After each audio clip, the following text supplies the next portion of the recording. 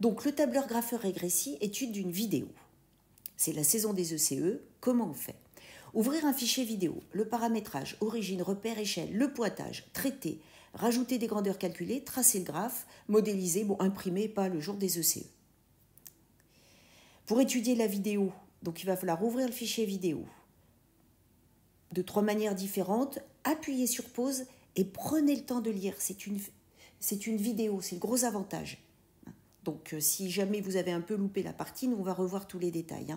L'histoire de la création du fichier CSV, ça se fera, nous on le verra en fin d'année. Le logiciel sera ouvert.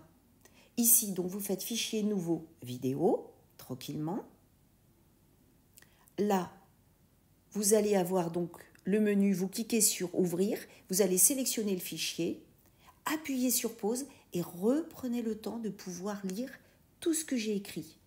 Et là, maintenant, on va voir tout ça, étape par étape. Alors, vous avez cliqué sur ouvrir, voilà le menu, vous sélectionnez la vidéo et vous allez la jouer. C'est-à-dire appuyer sur le petit triangle vert en haut à gauche et après, vous avancez ou vous reculez parce qu'il va falloir que vous voyez la balle, enfin au moins l'objet qui se déplace. N'oubliez pas donc ouvrir, sélectionnez la vidéo et vous cliquez de nouveau sur ouvrir pour que la vidéo s'affiche complètement. Donc là, voilà ce que vous avez. Donc la vidéo est ouverte. Il va falloir donc, vous la jouez d'abord, le petit triangle vert. Vous avancez, reculez, vous positionnez bien pour voir où est votre balle. Ensuite, il va falloir déplacer, donc ce qui est en bleu là, votre repère, en fonction du mouvement et de ce qu'il y a marqué dans l'énoncé, parce que c'est souvent indiqué. Et ensuite, par contre, il va falloir vous occuper donc de mettre l'échelle au bon endroit. Nous, elle n'est pas horizontale. Vous avez la règle, tout est marqué dans l'énoncé. Voilà ce que ça donne maintenant, parce que vous cliquez sur mesurer, voilà, je suis repassée derrière, et là, vous allez cliquer, donc, vous avez votre curseur qui devient comme une cible, vous cliquez sur les positions de votre objet, tranquillement, et vous voyez que le tableau de droite se remplit au fur et à mesure. Regardez bien, par contre, les valeurs, parce que là, on voit bien qu'on est au premier étage, donc c'est normal que Y, on part du haut, puisqu'on a mis le repère, nous, vers le bas, au sol. Donc à ce moment-là, vous allez bien partir de 3 mètres et vous allez aller vers le 0. Si jamais vous voyez que c'est marqué 70 mètres, là par contre, il va falloir un peu réagir. Et maintenant, vous cliquez sur traiter. Bon, on refait, regardez de nouveau, bien comme il faut, la vidéo. Donc vous voyez, on fait le pointage, tranquillou bilou. Une fois que vous avez fait ça, vous vérifiez que vos valeurs dans le tableau de droite sont cohérentes. Vous utilisez ce qu'on appelle l'esprit critique. Voilà, là, vous revenez au pays de la physique et vous n'êtes pas juste « j'ai cliqué ». Et une fois que vous voyez que tout est OK, vous regardez s'il n'y a pas un appel à faire pour le jour des ECE ou pas, et vous cliquez sur « traiter ». Maintenant, on va faire quelques rappels dans Régressi. Donc là, on va s'occuper de déclarer, écrire, créer nos variables expérimentales. Donc ça, c'est dans le cas où c'est de manière manuelle. Quand on fait le pointage vidéo, le T, le X et le Y, c'est le pointage vidéo qui vous remplit tout de suite les variables expérimentales. Parce que c'est ça lors d'une vidéo. L'objet, il bouge donc en fonction du temps, de X, de Y. Donc, quand vous les créez vous, dans ces cas-là, c'est vos variables, celles que vous allez mesurer, avec le thermomètre, avec un multimètre de l'intensité, la tension, etc. D'accord ? Voilà. Donc là, vous faites bien attention, et la première que vous créez, c'est par défaut l'abscisse de votre graphe. Donc si jamais vous êtes dans Daquin, c'est l'absorbance en fonction de la concentration, il vaudra mieux d'abord rentrer donc C comme grandeur. Voilà. Les unités, vous n'avez pas besoin obligatoirement de dire que c'est de telle valeur à telle valeur. C'est surtout le symbole de la grandeur et l'unité qui a de l'importance. Maintenant, vous avez votre tableau qui est créé. Vous voyez, on est dans grandeur tableau. Donc là, vous rentrez les valeurs manuellement. N'oublions pas qu'on fait des rappels. Ensuite, là, c'est comment on fait donc pour créer. Quand vous cliquez sur Y+, donc une grandeur calculée, n'hésitez pas à vous appuyer sur pause, vous regardez bien. Faites juste attention là. Il est impossible de marquer dans symbole de la grandeur un calcul. Le calcul, c'est quand il y a plus bas, vous voyez, le égal et tout. Faites attention à la syntaxe. La syntaxe, vous vous rappelez, c'est ce que j'appelle entre l'orthographe et les règles de grammaire. Ensuite, donc, vous regardez bien. Donc, le symbole de la grandeur, vous avez compris, hein, pas de calcul, pas de multiplier, pas de diviser ou de trucs comme ça. L'unité de la grandeur, sincèrement, pourquoi la remplir puisque c'est une grandeur calculée. Régressi a besoin des unités pour les variables expérimentales. Après, il se débrouille tout seul, hein. Donc, voilà, vous embêtez pas. Alors maintenant, on va voir donc l'onglet expression, c'est comment rajouter des grandeurs calculées. Donc vous cliquez grandeur et vous voyez l'onglet expression. Et là, vous tapez tout ce que vous voulez. Les constantes, ça sera par exemple G, du coup vous pouvez les insérer. Les classiques, c'est, vous savez que Regressive Speaks English, donc du coup SQRT c'est racine carrée. Vous allez avoir SQR pour au carré, vous allez avoir sinus, cosinus, enfin plein de choses. Vous voyez qu'il y a grec en bas et grandeur. En dessous de plus multiplié, vous allez voir par exemple s'il y a T et tout, X et Y seront affichés. Alors, comment on fait pour afficher un graphe? Donc, vous cliquez sur graphe. En dessous, il y a marqué coord là avec XY en rouge. Et vous avez cette fenêtre qui s'affiche, coordonnées du graphe. Appuyez sur pause et regardez tranquillement. Vous allez voir qu'on sélectionne l'abscisse, l'ordonnée. Et puis, du coup, après, quand vous allez cliquer sur OK, tout va s'afficher. On peut aussi tracer un second graphe. Dans ces cas-là, vous cliquez en haut à droite, là, vous voyez Y plus ajouter une courbe. Et de nouveau, choisissez qui est en abscisse, qui est en ordonnée.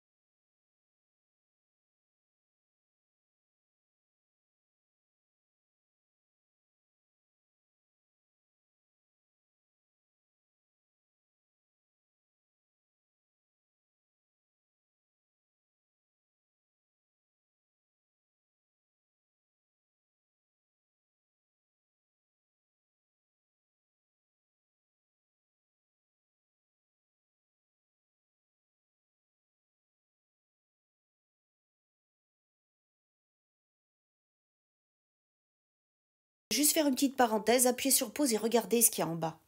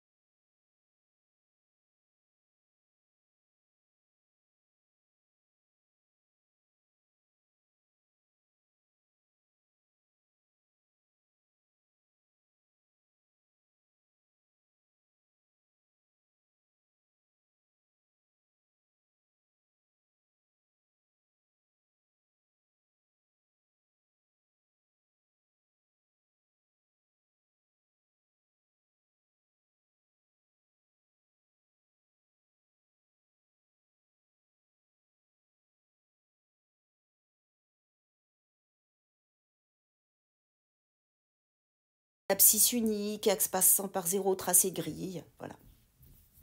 Et ça, c'est assez important. Vous pouvez même avoir un logo qui s'affiche échelle bloquée. Si vous cliquez dessus, ça débloque tout. Donc, lisez bien tout ce qu'il y a. Des fois, vous n'allez pas voir vos points. Vous pouvez modifier. Prenez le temps. Une autre particularité, mais dont vous n'aurez pas besoin en première, en terminale, oui, c'est à gauche, là, quand vous êtes dans modéliser, vous pouvez cliquer sur borne et nouveau modèle. Donc du coup, le curseur se transforme en carré et vous pouvez sélectionner, comme c'est montré à l'écran là, une plage. Donc du coup, si vous avez tout d'un coup une partie plutôt en droite affine, mais par contre là après tout d'un coup une droite linéaire, vous pouvez tranquillement modéliser uniquement cette partie-là. Alors, modélisation, donc vous cliquez sur modèle, hein, ou modéliser, c'est marqué sur le côté.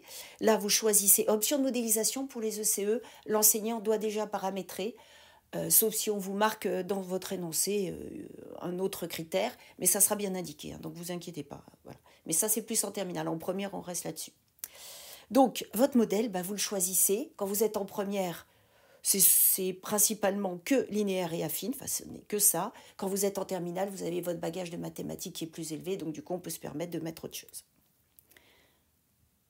En ce qui concerne la validation d'un modèle, donc vous savez qu'en première, c'est les 5%. En terminale, il y a plus de variété. L'impression d'un graphe ne se fait pas pendant les ECE.